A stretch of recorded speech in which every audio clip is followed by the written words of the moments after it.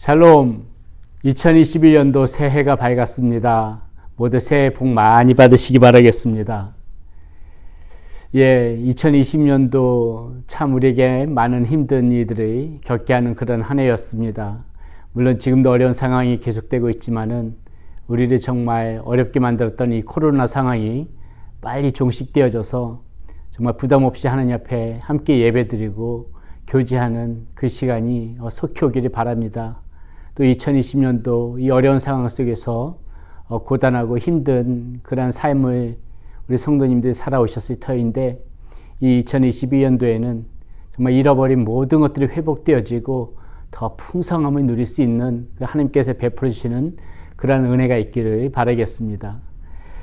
저와 여러분들이 오늘부터 나눌 말씀은 이제 요한 1서인데요. 요한 1서 1절부터 10절까지 말씀, 오늘 우리가 함께 나눌 말씀입니다.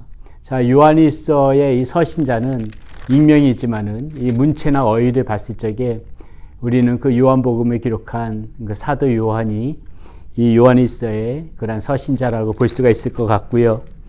이 요한의 이 편지의 목적은 이 하나님의 그 아들의 그 이름을 믿는 자들에게 그 영생의 확신을 주기 위한 그런 목적으로 이 편지를 썼다고 보시면 될 것 같습니다. 이 요한 1서는 한때 이 동일한 교회 공동체였던 그런 사람들이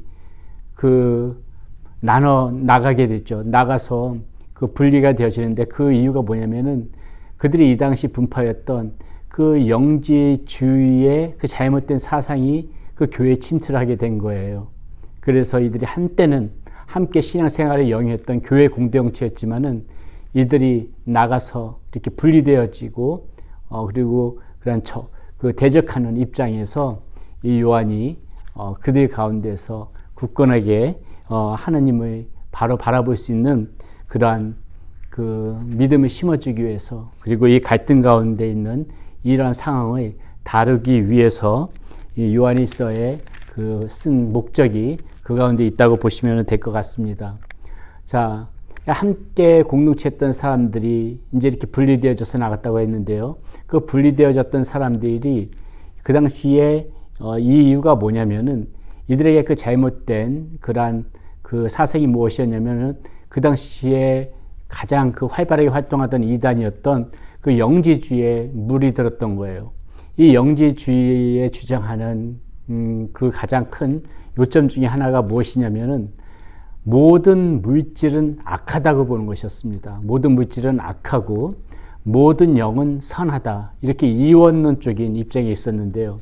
자, 모든 물질이 악하다고 보기 때문에 하나님의 아들이 육신의 몸을 입고, 이 예수 그리스도가 육신의 몸을 입고 이 땅에 오셨다는 그 사실을 받아들이지 못하는 거예요. 왜요? 우리의 육신은 물질로 이루어져 있으니까는. 그렇기 때문에 이 성육신, 하나님의 아들이 인간의 몸을 입고, 이 예수님께서 인간의 몸을 입고 하나님의 아들이 이렇게 오셨다는 이 성육신을 이들은 받아들일 수가 없었던 것이죠. 어떻게 이 물질인 육체가 선할 수 있냐는 것입니다. 그렇기 때문에 예수 그리스도를 하나님의 아들로 인정하지 않았던 것이에요. 자, 이렇기 때문에 정말 신성과 인성을 모두 받아들였던 사람들과 인성은 받아들일 수 없다고 하는 이 사람들이 이렇게 분리되어져서 나갈 수밖에 없었던 것이죠. 이런 상황에서 이제 그 요한이 이 편지를 쓰게 되는 것입니다.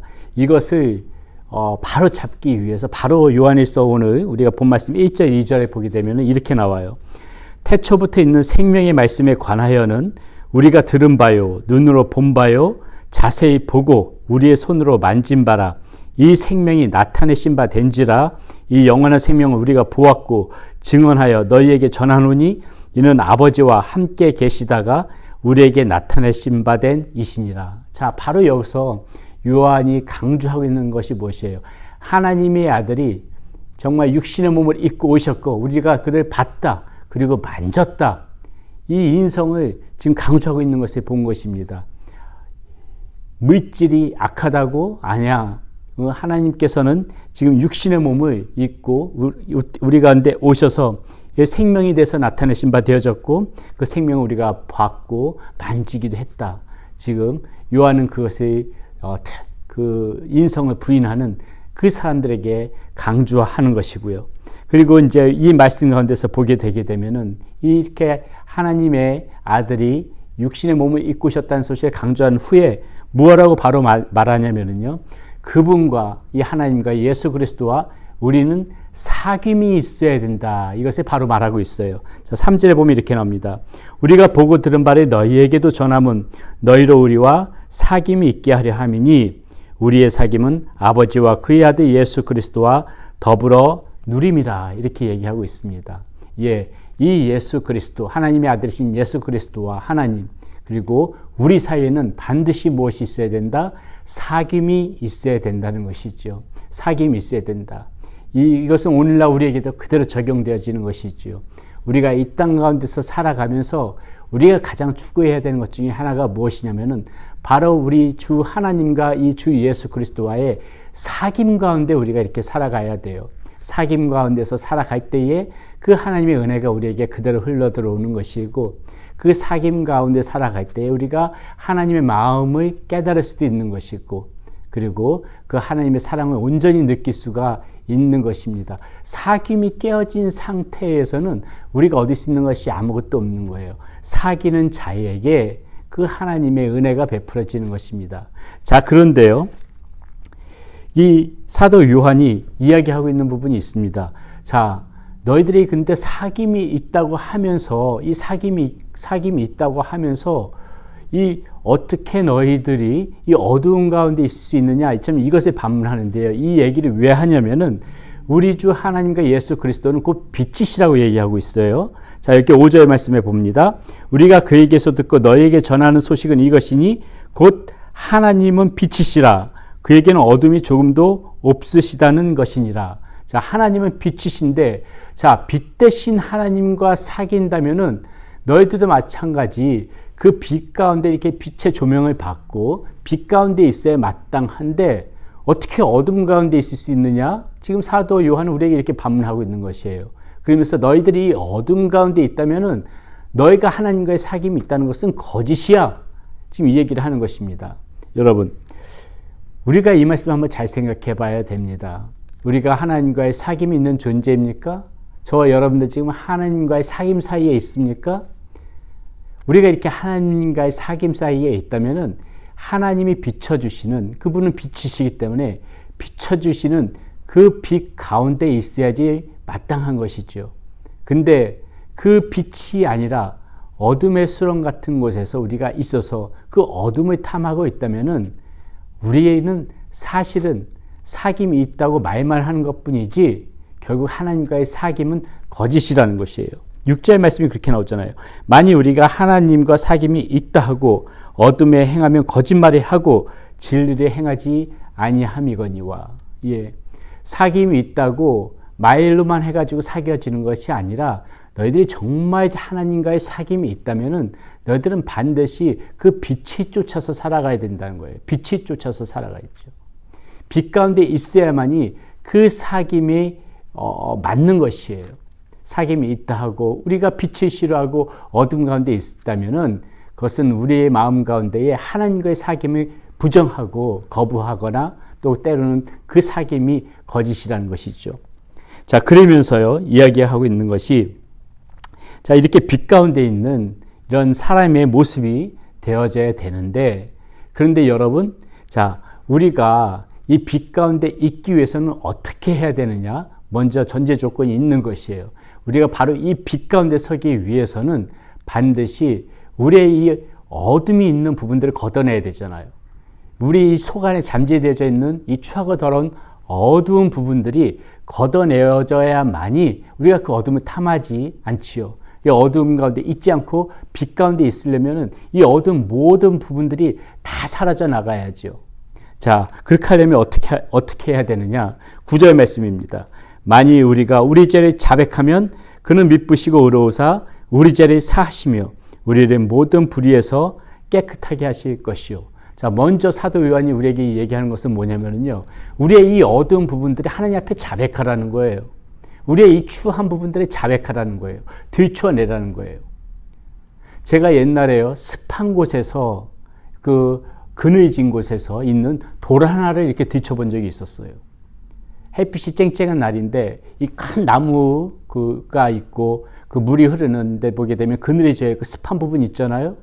그 돌을 딱 들춰서 봤더니, 이 빛 가운데로 돌을 들춰봤더니 그 돌 속에 숨어있던 그 벌레들, 이름 모를 벌레들이 갑자기 깜짝 놀라서 빛으로 돌이 이렇게 뒤집어서 빛이 보여줬더니 다 뿔뿔이 도망가는 거예요. 여러분, 우리 죄가 이런 것입니다. 감추어 놓으면은 그 안에서 기생하면서 살아요. 계속해서 우리의 죄는 기생하면서 삽니다. 그런데 이 돌에 들추듯이 이것을 뒤집어 버리게 되면, 빛을 쪼이게 하면은 그 안에 숨어서 기생하던 이 벌레들은 다 도망갈 수밖에 없는 것입니다.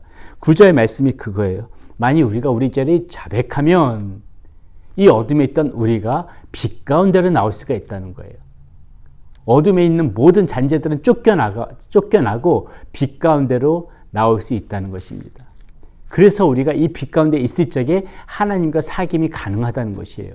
자, 이렇게 자백하게 되게 되면은 어떤 현상이 일어나느냐? 8절 말씀이 이렇게 나오죠. 아니요, 7절 말씀에 보세요. 그가 빛 가운데 계신 것 같이 우리도 빛 가운데 행하면 우리가 서로 사귐이 있고 그 아들 예수의 피가 우리를 모든 죄에서 깨끗하게 하실 것이라. 자, 이것이 무슨 말이에요? 우리가 죄를 자백하면은, 이 어둠을 들춰내서 빛 가운데를 보이게 하면은, 그 다음에 어떻게 깨끗해진다고요? 바로 이 예수님의 보혈의 피가 우리의 모든 죄에서 우리들이 깨끗하게 하신다는 거예요. 이렇게 깨끗하게 하심으로 우리가 빛 가운데 있을 수 있고, 그리고 이렇게 빛된 우리가 하나님과 사귐이 있다는 것이죠. 그러므로 사랑하는 여러분, 오늘 저와 여러분들 생각해야 될 거 무엇입니까? 정말 우리가 하나님과의 사귐이 있습니까? 혹시 착각하는 거 아닌가요? 하나님과 진정한 사귐이 있기를 원하십니까? 그렇다면은 먼저 우리의 죄를 자백하고 우리 어두운 부분들을 들춰내고 하나님 앞에 들춰내고 자백하고, 이렇게 자백할 때에 우리 하나님께서는 여러분들이 이 예수 그리스도의 보혈의 피로 깨끗하게 씻겨주셔서 여러분들이 우리 하나님의 빛 대신 하나님과 사귈 수 있는 그러한 존재로 하나님께서 새롭게 빚어주실 거예요. 그래서 여러분들이 빛 가운데 서 있게 되면은 그때 비로소 우리 하나님과 주 예수 그리스도와 함께 우리 사이에 사귐이 가능해지는 것입니다. 이렇게 우리 사랑하는 성도님들 2022년도 살아가면서 우리 하나님과의 사귐 가운데 살아가시기를 바라겠습니다. 이 어두운 가운데 있지 말고, 혹시라도 어두운 부분들이 아직까지 있다면은 전부 다 그것을 우리 하나님 앞에 다 들춰내고 자백함으로 말미암아 그리스도의 보혈의 피로 그렇게 깨끗함을 받으시는 여러분들이 되셔서 빛 가운데 살아가는, 그런 사귐 가운데 살아가는 우리 사랑하는 성도님들이 되시기를 바라겠습니다. 기도합니다. 고맙고 감사하신 아버지 하나님, 감사합니다. 우리 주 예수 그리스도는 우리들을 구원하시기 위하여 육신의 몸을 입고 이 땅에 오셨습니다. 그분은 하나님이십니다. 우리는 우리 주 예수 그리스도가 하나님이신 것과 그리고 사람의 육신의 몸을 입고 오신 것에 다 믿습니다. 빛 대신 하나님이 우리와 사귀기를 원하십니다. 하나님, 우리의 죄된 모습으로는 주님 앞에 나갈 수가 없습니다. 우리의 어두운 부분들이 있다면은 그 우리 주 하나님 앞에 우리의 어두운 부분들을 들춰내게 하여 주시고, 주님 앞에 들춤으로 말미암아 거룩하신 보혈의 피로 씻음받게 하여 주시고, 그렇게 빛된 존재가 되어져서 우리 하나님과 우리 주 예수 그리스도와 함께 더불어 사귐의 놀라운 그런 은혜가 우리 가운데 있게 하여 주시옵소서. 예수 그리스도의 이름으로 감사하며 기도드렸습니다. 아멘.